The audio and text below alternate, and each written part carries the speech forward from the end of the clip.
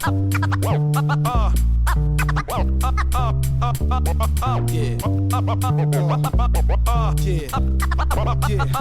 magic. You got to know, got to show, it's time to roll.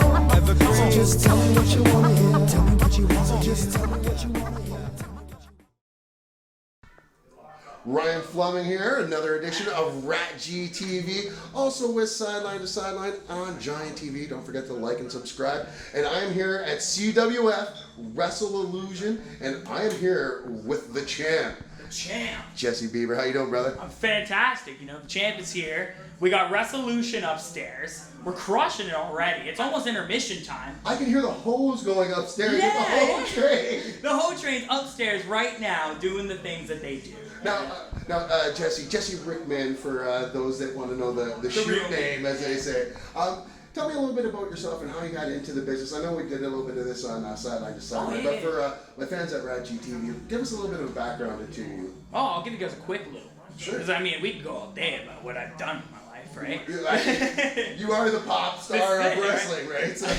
I did grow up as a musician. Right. So I actually played a lot of guitar, I played piano, I could sing, and picked up a little bit of bass, but I played a little bit of violin in school. Oh, wow. So I mean, I do a lot of stuff. Like my family itself is very musically inclined, so when we all get together, our family get-togethers are what you see in the movies. Really? So like the old jamborees, Dukes of Hazzard and Everyone stuff like busts that. out the guitars. We're all rocking songs that we don't know. Right. Now we know like all the best stuff, like CCR or Janis Joplin. Right, which is everything you want around the campfire and shit like yeah. So that's amazing. So, and even last time we talked, you know, family seems to be a really big deal for you and big influence on your life, you know, whether it be wrestling or, like you said, the music. Who in your family got you into the music? Like, who would you credit the most in your family? And you said, like, you played violin, like, you played everything, an eclectic, like, collection of instruments. Mm-hmm. So which family member got you there? It all started with my dad. Okay. My dad started me in wrestling too, actually. So Right. my dad being Canadian Extreme, Chris Thorne, started 20-year vet now. Right. When we were growing up, he was also a musician, the rock star actually. Right. So when we used to live here in St. Catharines actually. Well, we're in the Falls. Right. In St. Catharines, he was Mother's Worry, and that was the name of his band. So he's a big rock star on stage with his guitar, shredding as much as he can. Right. I think they even got the rights for War Pigs to play their song. Come on, no Dead way. serious. From Black Sabbath. Black Sabbath Oh gave my them God. the rights to do it. So they called them. They had to pay, obviously, to get it on their Right. track, but they were playing War Pigs and everything. So growing up, my dad wanted his own little band. So I have two brothers and a sister, and my one brother, amazing on guitar. Right. I can't even stretch that enough. Like, so good at guitar, and then he bought me a drum set. So I guess I forgot to tell you I played the drums. Right, I was gonna say this is just another like notch in the Swiss Army knife. He bought me the drum set, and I remember just jumping on. It's the first instrument I've ever played. Got on the drum set and just started banging away. And my dad used to be really good on the drums, so he taught me obviously how to play. I got a little bit better, picked up a rhythm, and then eventually I could hold a beat, Right. and I could play with like my papa and stuff at the little jamborees, and we'd have this great time. Like, I mean, I ended up buying my own drum set. I was 13 years old, and I spent $6,000 on a double bass. No, so you started off with drums and everything. It makes me wonder why when you mentioned all these instruments you played, that's the one that you forget. It seems like that's your like love almost, right? I haven't played drums in so long. Like, Really? I went into a little band a couple years back, and I was the singer of the band. Mm-hmm. So when I came in, my cousin was the drummer. He's so good on the drums, it's crazy. And I would come in, and before practice, we'd be waiting for the guitar player and the bass player to show up. So I would jump on his kit and just kind of see if I could still play. And I'm a little rusty, I'm not gonna lie, but I mean, I still got the rhythm there, and it's still there, and I mean, I can still keep a beat and keep a tune, and I'm good to go still. So if wrestling wasn't the thing, music definitely was gonna be it. Oh, nice. So let's get into the wrestling part of it. How do you get into wrestling? Obviously, you said your dad breaks you into it. Mm-hmm. Your dad being a big pro wrestler, and also, you know, the CEO of CWF, where we are today. Tell us a little bit about your origin story in wrestling. Oh boy. So my dad ended up wanting to change careers and went from the music stuff and ventured into wrestling. Well, of course, he was this little skinny guy started working out hard. He actually went to Florida and trained with Dory Funk. Oh wow. And then pushed himself, and him and CK6, which is named for Canadian Extreme, ended up just taking over the tag team division, and they just started touring all over the place. They had dark matches in WWE, Right. so they were already traveling to Chicago for SmackDown and Raw and doing all that crazy stuff. And for me, I was just being that kid, right? So he opened up a school, and he had a ring in our backyard. So he actually used to be I would think I was 8 years old, and I would run outside, get in the ring, and we were already bumping. Right. Terrible idea, by the way. At 8, I mean, I'm 26 now. Right. And I can't even count the amount of times I smacked my head. Now they say you have so many bumps in your body. How many bumps is that? And do you think you've already gone through most of them? I've cleared it easily, like 12,000 times. I swear I've done it. I mean, when I first started, I was bumping for everything. And then you get a little bit smarter as you're older, knowing that you only got a couple in you, and and it makes sense to do certain bumps, certain places, right? So, I mean, I try to be a little bit smarter with the pumping thing for sure. Well, especially now that you are the face of CWF though, right? Yeah. I'm on the bus. You're on the bus. I'm on the bus, and my dad owns the bus, so. Right, and we're not going to mention nepotism at all because he's never heard it before. I swear. No. Right. No. So let's talk about your first time getting in the ring. So obviously the training you've been doing since you were born. Basically. But what about your first time in the ring as a match? Do you remember your first match? And if you were to look back at it now, what kind of a grade would you have given yourself? Oh, my grade? Yeah. Especially as what I have now in my mindset is not good. Not good. I was really bad. So nervous. It was actually March 7th, 2011. I consider my very first match, and it was with the Asian Nightmare, Quan Chang. And he really took care of me. So when we went out there, it was just off the hop. I was already kind of training in the school, taking it a little bit more serious, and I had to do this weird student show. And then in the student show, it was just, I don't consider it my first match. I went out there and I shit the bed, and I was like, no, I'm done with this. And finally I was reffing something, and eventually I got asked to do a match because one of the opponents didn't show up for Quan. Right. So they come over and they asked me if it was cool if I could just go and do the match or whatever, and I was like, I'm so nervous. I only had streetwear.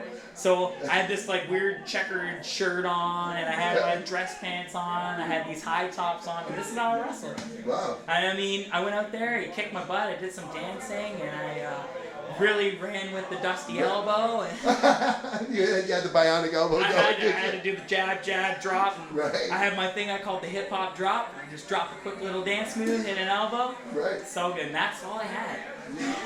But it seems like what you had was still kind of the basis of maybe what you are today, Because it seems, and maybe this is presumptuous of me, but it seems like you kind of had the psychology down though already, right off the hop there though. Was that something you were aware of, or is that something that was kind of inherently there? When so before I started wrestling, I was a referee for 3 years. So I probably should have mentioned that, but That would have helped. I feel like I'm all over the place trying to save my life. I don't realize certain parts of time that I've gone through. But reffing, I did the Winter Death Tours as a referee with Ernie Todd. So I mean, exactly, the Big Kahuna. Right. So I had to go out there, and he was always just ripping on me and trying to make me a better person. So I learned ring positioning, and I learned psychology of a match. So when I got out there, I already had an idea. Didn't really know the tools to put it all together, but I had the idea. It was there. So that's probably where it all came from, I guess. So when it comes to your career, and obviously your father's a huge influence, and no one's going to be a bigger influence, I think, when it comes to your career. But outside of your father, who has been in the business that you found has been maybe the biggest help to your career and into shaping you into the, and I hate to say it, but the character that you do now? For the character, I did a lot of thinking on my own, and another guy that I really see who helped me with a character would have been Rex Atkins. Right, okay. Yeah, so Rex and I would talk about things all the time, and he would give me ideas and advice on how to make the character better, and I would just try to run with it every single time. But as a wrestler, I looked up to 3-4 guys actually, which would have been at the time Eazy-E, Eric Kearney, right, Ryan Swift, Robbie Reckless was another guy who was I had no move set, so every time I went into a match, Robbie would give me a move to do. Really? So yeah, so anytime I wrestled Robbie, I had a new move that I did. Every single time I wrestled him. So he'd make me do jackhammers and spears and these other crazy DDTs and stuff. And I'm like, oh man, I never would have did this. It was just body slam, drop an elbow, and that was it. Like, that's all I had. So he really helped me shape that way. And then Eric helped me with transitions and everything else like that. And who was the third guy? You said there's three. Chris Thorne. Yeah, of course. Outside of my father, though, so I realized I said the four guys. But yeah, so Chris Thorne, Eric, and Robbie with Rex. Nice. All right, and I guess the obvious question we have to ask everybody all the time is, so who did you look up to growing up, not within your immediate circle? You know, when you're watching the Fed or watching WCW or anything like that. Who is your kind of wrestling idol? Oh man, so I think the first ones would have been Too Cool. So I really wanted to be Too Cool. So I really love Scotty 2 Hotty, and I love Brian Christopher. And then I wrestled them, and Brian Christopher actually soured me a little bit on like just meeting legends and stuff like that. And I was like, I don't really care to meet names anymore. But like a lot of times they prove me wrong. Like a lot of names I meet now are fantastic people, and just he kind of rubbed me off the wrong way. And it was the first time I ever worked a real name, right? Right. So when I got out there, the first thing he said to me was before he walked to the back, he said, "You stiff me, I'll beat the shit out of you." And I had to walk through the curtain. So the whole time I'm in the ring, I'm freaking out because I'm like, I've never worked a name, and now I feel like I'm gonna hurt this guy. I don't know what can hurt him, but Scotty was awesome. Scotty 2 Hotty was great. Like he's just a real vet. And then we got out there and he did his thing. It was amazing. But I mean, Brian Christopher was obviously who he was. He was good. And he was already a troubled person. But I mean, I'll never put that on him. I'm still young, obviously, but. Those would have been the first ones, but I think we only have to go as far, and we're not talking ill of the dead, but obviously you have to look where the Performance Center itself, and we saw Scotty go there to be a trainer. We didn't see Brian go there, and I think a lot of that, if you want to be a trainer nowadays, you can't be the old school screaming in a guy's face. You got to be able to work with people and give the workers the respect that they deserve. Absolutely. Nobody. I feel like WWE doesn't want the lawsuits. They don't want to deal with the crap. Like, then keep the stuff out of the locker room and just go out there and have a good time, do your job, and that's what they're looking for, right? All right. So what do we got here tonight? Let's talk shop. Okay, we're at Wrestlusion. You lay down a challenge here, the open challenge. What do you think's gonna happen tonight? Wow. I heard there's some big people in the building tonight. So, I made an open challenge, and I sent it to the best in the world. I wanted the best in the world. You called it AEW. Yeah, I called it. You got an ROH. Yeah, and I just wanted someone who would challenge me, and I was not expecting Eddie Edwards to walk through that curtain. It's like, oh my goodness, how do I fight this guy now? Like you have gotten the modern day hardcore legend. Kendo stick wielding still tonight? I have no clue what he's gonna do with Kenny there, but I'm sure I'm gonna try and get away from him, and that's the plan. That's a good call. Just pin him, get the hell out of there. I gotta leave this. I can't leave Wrestlusion without my belt. Right. And that's what's gonna matter to me the most tonight. So. And talk about this. Like, how long have you been holding on to this belt for? Oh my goodness. I won it 2 Wrestlutions ago. So 2 years I've been holding this belt, and I won it against some of like the independent greats like Tyson Dukes and Cody Deaner. I was in a triple threat match with these men. Right. And just incredible talent. They're so good, so amazing, and I had to do everything I could to win. I had to do everything. Like it took me 3 or 4 mic checks to just get Dukes down on the mat and pin him. But what is it like as a young wrestler and having a Tyson Dukes or a Cody Deaner be there in the locker room? Because even today I saw Cody in the back, giving advice to young wrestlers, and it's not his obligation to do that. As a young wrestler, do you guys respect that, or is that is it really helpful? I'm not gonna lie. If you're a young wrestler and you don't accept that critiquing or that advice, you're an idiot. Right. I'm sorry, whether it's good stuff or not, whether it could be bad, it could be good, but you should always listen to critiquing. And when it comes down to Cody Deaner and Tyson Dukes, come on. Right. Why wouldn't you listen to these guys? They're true vets, right? So you get in the locker room, everyone wants to work these guys in Canada, and I'm sure there's guys in the States that would love to work these guys. You have them who've traveled all over the world doing what they do. They perfected their craft. Exactly. So now these guys want to hand you advice. Well, guess what? They didn't have to sit there and watch your match. So if you won't take the advice, don't waste our time. Get out of the business. Yeah, exactly. You only have yourself to blame at that point. And we talk even Tyson Duke's world-renowned trainer at this point. Like, exactly. Like he's getting to that. I don't know if it's presumptuous to say, and I keep saying presumptuous, but is he almost at that Lance Storm recognition where people are like, hey, like this is that name that we keep hearing. We're seeing him on TSN and being just kind of everywhere. What have your experiences been with Tyson aside from in the ring? Well, I grew up with Tyson. Oh, wow. So, like, Tyson and my dad obviously did a bunch of stuff back in the day, and I used to see Tyson come to shows all the time. Actually, I have a funny story. Here we go. So, when I used to watch Tyson, I lived up north by North Bay. Okay. And my dad ran a show in this little town called Sunridge.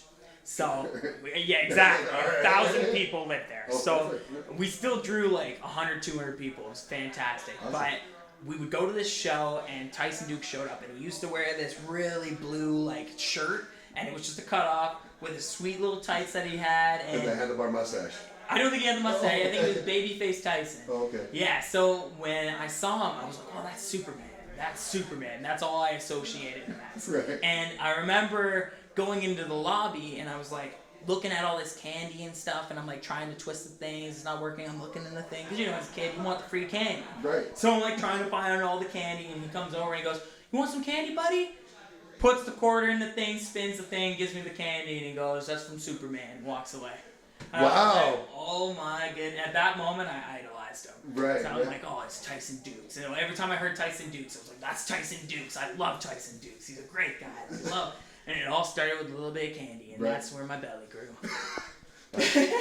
You're talking to a guy who's ate a lot of candy and a lot of Reese's Pieces. Reese's Pieces, Right. I love it. So it's you were talking about that. It's got to be amazing though. What was the first time like in the ring then with I guess someone you looked up to like that, like your Superman? So nervous. Right. I was so nervous. So I got to wrestle Cody first. Okay. And already walking in that match, I was so nervous. And he came in. He's like, "This is what you're doing." I guess that's what I'm doing. Whatever you want, sir. I'll shut up and listen. That's it. Got in there. We had a great time. The next time we had to wrestle, he's like, "What do you want? What's your ideas?" And it's like I almost earned that. And I was so excited. I was like, "Yes, I get to finally wrestle him and let's make something happen." So I felt like I was learning. So we'd come in the back and he'd teach me something. I'm like, "Yes, that's amazing." Nice. The third show I had to do, because it was like 3 shows in a row, I had Diener, then Dukes. And I was like, oh my God, how do I keep, because I was wrestling a lot of students. Yeah, like it was just students all the time. I went on tour a lot. I was wrestling in front of people that like you got to really pull into the match.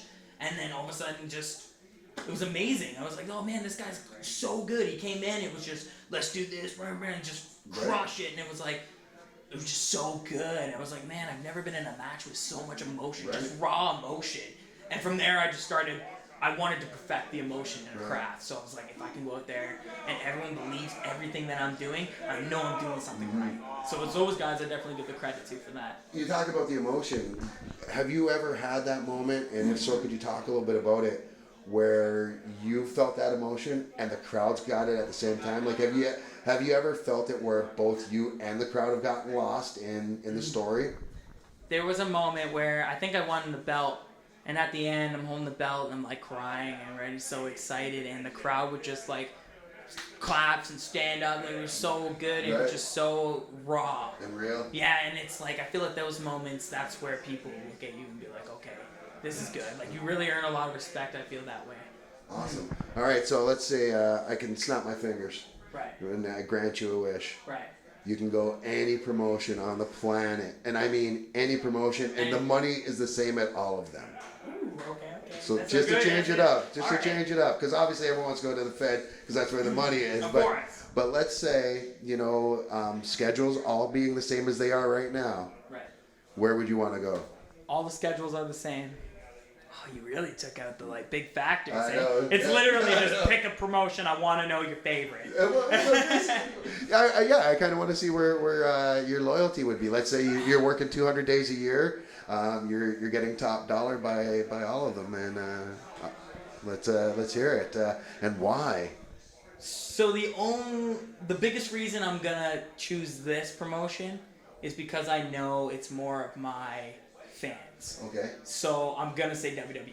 Yeah. A lot of them cater to the kids, and they make sure that we go in, like, they do their talks, they do their thing, they really try to build everything up. Right. And I feel like that's something I really want to do, and that's something that I feel like I could be good at. I already tour around Canada doing anti-bullying seminars Right. and wrestling as much as I can, and it's just, as long as it makes sense in the story, that's awesome. But my next choice would have been AEW. Really? Yeah. Absolutely. Do you think they've got what it takes to take down the Fed? And I know this is the same question everybody asks, but you know it's different answer every time. Oh man, it's just they're doing the right stuff. They're on the right track, and I feel like if they keep doing what they're doing, they're just gonna keep blowing up and getting bigger and bigger. But a little competition doesn't hurt anybody. So I really feel like it's helping WWE too, and they're just getting better and better. And now they're just gonna keep competing and be sick. Exactly, because the happens. Fed was at its utmost best when they had WCW going against them. The Monday Night Wars. I mean, that was the height of all So wrestling. ratings on ratings, right? Exactly, and you watched both shows, so it was hard to see. What I want to ask you, these are the last two ones that I always ask. So, anybody in Ontario that you've never faced before, who would you want to face? Ooh, in Ontario, eh? I feel last time we talked, I said Josh Alexander for sure. Yeah. But you want me to switch it up? Yeah, a little Come with bit, something yeah. up? Okay. Let's think here. So much. There's a lot of good talent in Canada all over the place. It's got to be Canada, right? Or Ontario? Yeah, Ontario, if you could, yeah. Canada, I'll extend it to Canada if you want. Somebody I haven't worked yet, but I want to. Yeah.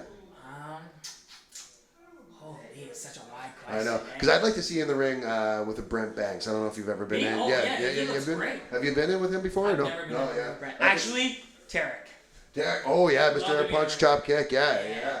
I like his style too. So. I feel like he would be a good time for sure, actually. Nice. Or Suave.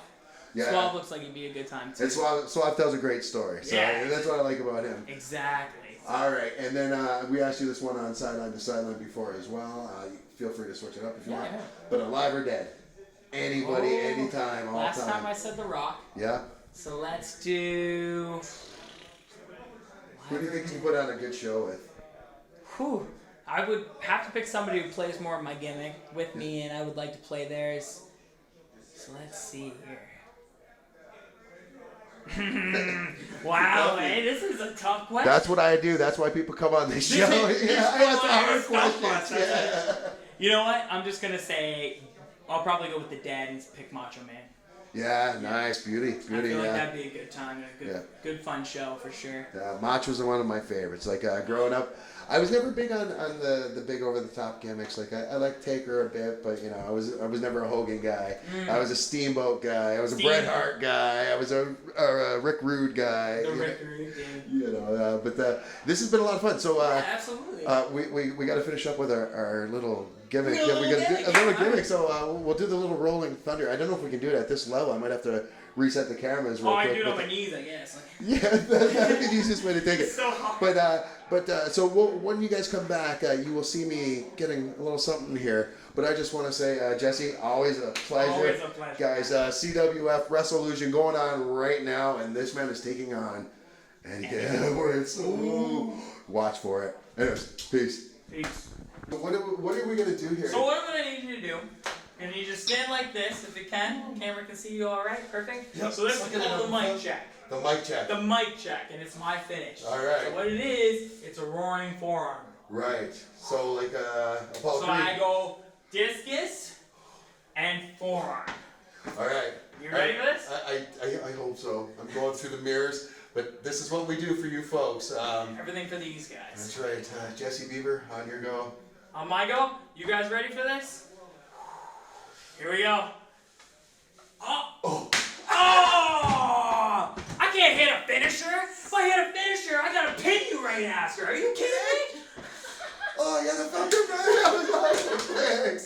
Took it like a champ. I always try to think it like a champ. For Jesse Bieber, again, Ryan Fleming, Sideline to Sideline, and RatG TV. Peace. See you later.